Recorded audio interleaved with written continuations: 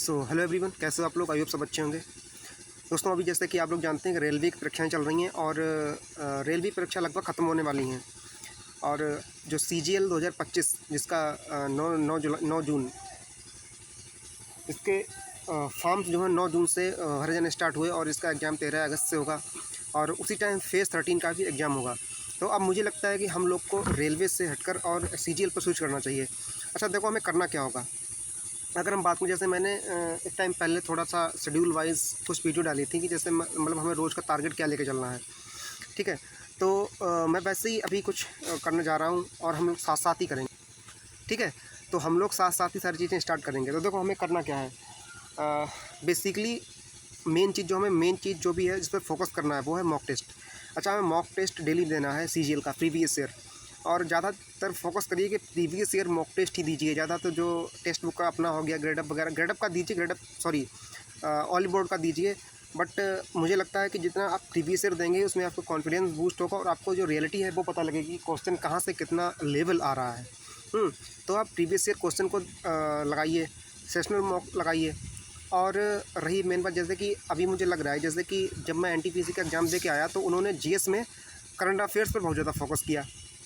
तो मुझे लगता है वो CGL में भी यही करेंगे।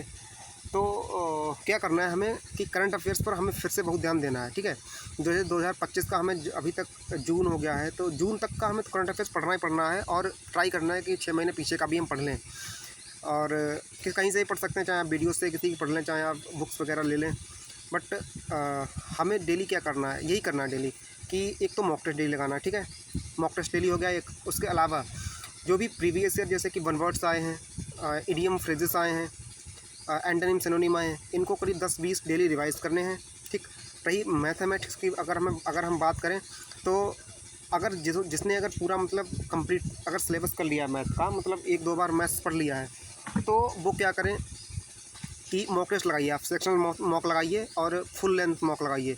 और मॉक टेस्ट में आपसे जो भी क्वेश्चन नहीं बन रहा है उस क्वेश्चन को करिए।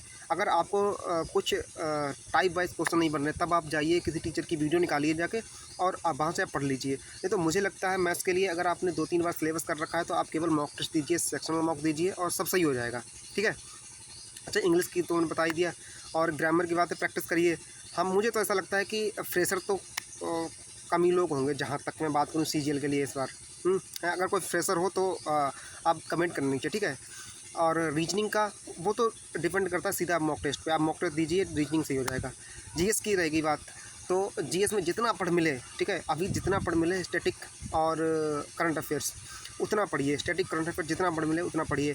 अगर मैं बात करूँ तो जैसे नवीन सर ने पढ़ाया है अभी नवीन सर पढ़ा रहे हैं, हिस्ट्री पढ़ा रहे हैं नवीन सर, पूरा पढ़ा दिया है। पॉलिटी पढ़ा दिया है। और कुछ लोग परमार सर को प्रेफर करते हैं, तो अगर जिसको लगे तो परमार सर को आप पढ़ सकते हैं, ठीक है। तो आप यही करिए। बाकी अभी बारिश होने वाली है बहुत तेज़, ठीक है। तो मैं वीडियो को यहीं बंद करता हूँ, अगली वीडियो में कल बनाऊँगा, ठीक है। आप इतना टारगेट लेकर चलिए दिन का और सब सही हो जाएगा, ठीक है। आगे मिलते हैं कल।